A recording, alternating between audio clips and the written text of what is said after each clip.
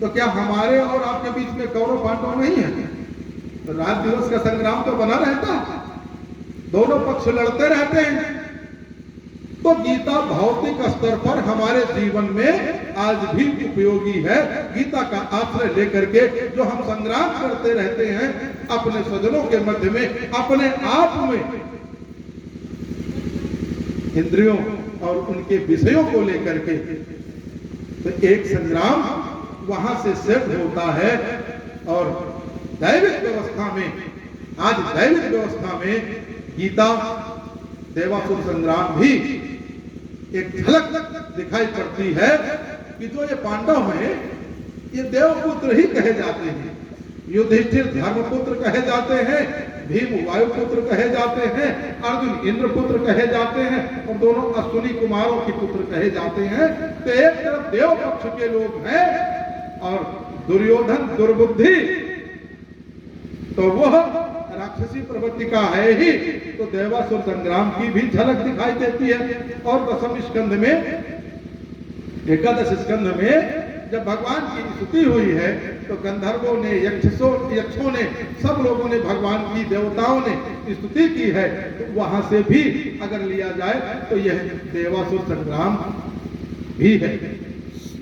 और पितरापों को विनष्ट करने के लिए यह पर्याप्त है, लेकिन इसको अपने जीवन में कैसे कैसे सेट किया जाए यह आचार्य परंपरा से आपको प्राप्त होगा। मित्रों, साधक ने कहा, अर्जुन ने कहा, अब जिज्ञासा अर्जुन की है, हुज्जा मारना काय को, यह जिज्ञासा प्रकट करना है कि कुछ निकल आ रहा है। कुछ लोग कुतर्क करते हैं, कुतर्क और एक तर्काभास होता है। तर्काभास भी वो कुतर्क के निकट का ही है। वो लोग करते हैं, करना नहीं चाहिए लेकिन करते हैं। क्या करोगे आचार्य जी, आप जितना श्रम करते हो, कोई कुतर्की मिल जाए तो प्रत्यक्षीकरण की बात कहेगा तो आप अनुभव नहीं करा पाएंगे, तो वो कहेगा कि पृथ्वी नहीं घूमती है। बाबा जी हम सिर काट लेंगे आपका, घुमा के दिखाओ पृथ्वी। तो फिर उसे हारी है। अवधेश हठी के मुकाबले में अविलंब है मानना, हारी भली हारी मान लो, तुम जीते हम हार। वो कहेगा तो प्रत्यक्षीकरण करो, और नहीं कर पाओगे। वो जनक जी ने कितने लोगों को बंदी बनाया था, देखो ना। वो तो अष्टावक्र न होते तो सारे शब्द बंद रहते हैं। तो कठिन है।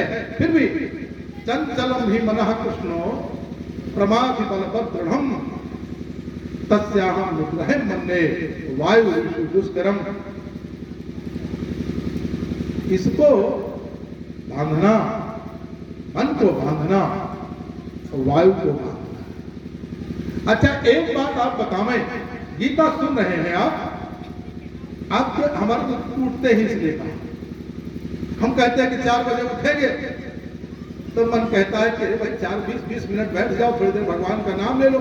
भगवान के बहाने भी आराम करने का उपक्रम करता है। बड़ा बेईमान होता है मन, है?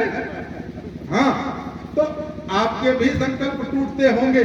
आपने संकल्प किया कि हम गुटखा नहीं खाएंगे, 2 दिन इधर उधर हुआ, और शनिवार को शुक्ला जी ने प्रसाद भी बांटा, और उसके बाद दोबारा फिर 1 महीने बाद खाने लगे। तो ये कैसे टूट गए?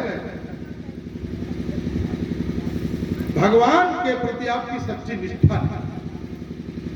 एक बात कहूं तो अप्रिय जैसे लग रही है, आपका मन चलायमान है, मन को रोक नहीं पा रहे हैं, मन विषयों की तरफ भगता है, मन संसार की तरफ आकृष्ट होता है, यह उसकी अपनी विशेषता है।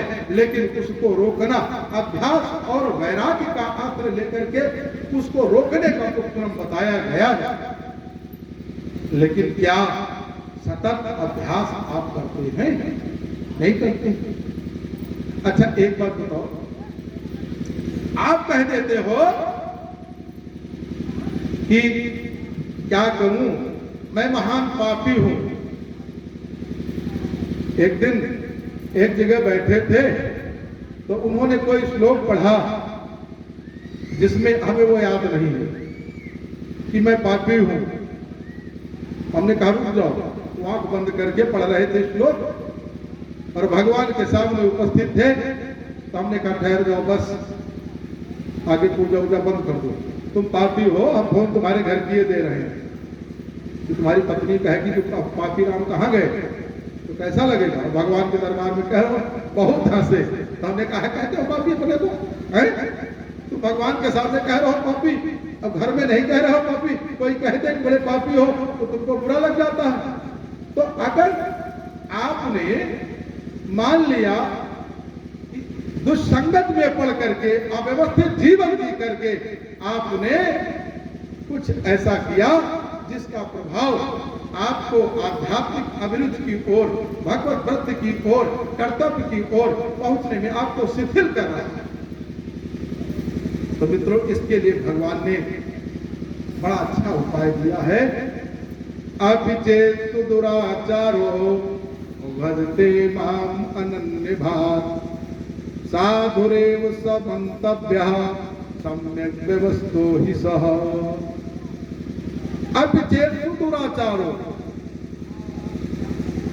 अतिशय दुराचारी ही क्यों न हो, अभिचेतु दुराचारो भजते माम अनन्य भाग। लेकिन मित्रों दुर्भाग्य है, भगवान के अन्य, भगवान के सिवा दूसरा न हो, ये बात तो फिट है। भगवान कह रहे हैं उनकी बात तो झूठी है नहीं, शास्त्र का वचन है वो झूठा है नहीं, लेकिन हम संसार के भूचाल में इस तरह से अव्यवस्थित हैं कि भगवान की कही हुई वाणी पर हम लड़खड़ाते हैं और उस पर अपनी दृढ़ता नहीं दिखा पाते हैं। भगवान ने आश्वासन दिया है कि तुम चाहे जितने नीच हो, चाहे जितने गलीच हो, चाहे जितना अव्यवस्थित हो, लेकिन एक शाश्वत आवाहन जैसे खड़े होकर के तट पर कोई पुकार रहा है कि आ जाओ, घबराना नहीं, डूबने नहीं पाओगे, तो जरा साहस बन जाता है। अब जैसे दुराचारो भजते माम अनन्य भाग साधुरेव समन्तव्यः सम्यक् व्यवस्थो हि सः। अगर वो भगवान के सिवा दूसरे, असल में आपने इतने देवी देवता पाल रखे हैं कि जब परेशानी होती तो ये धोखा इसी में है। द्रौपदी भगवान को इतना निकट से जानती थी, लेकिन उसने अगर कहा होता कि कण कण में व्याप्त, सर्वत्र व्यापक परमात्मा मेरी मदद करे, तो हो सकता है जल्दी मदद हो जाती। उसने द्वारिकाधीश को पुकारा तो भगवान पहले वहां पहुंचे, द्वारिका में सजने लगे, तो व्यवस्थित हुए, तो वहां से चले तो समय लग गया। तो आप तो एक काम है और 20 देवताओं को निमंत्रण देते हो, उसमें आपकी भी कोई गलती नहीं। पूर्वजों ने ऐसा कुछ बना रखा है कि आपको दिशा पकड़ाती है कि वो संतोषी माता है, भुइया माता है, दुर्गा माता, काली माता, जितनी माता है, और ये घर की माताएं हैं ही हैं।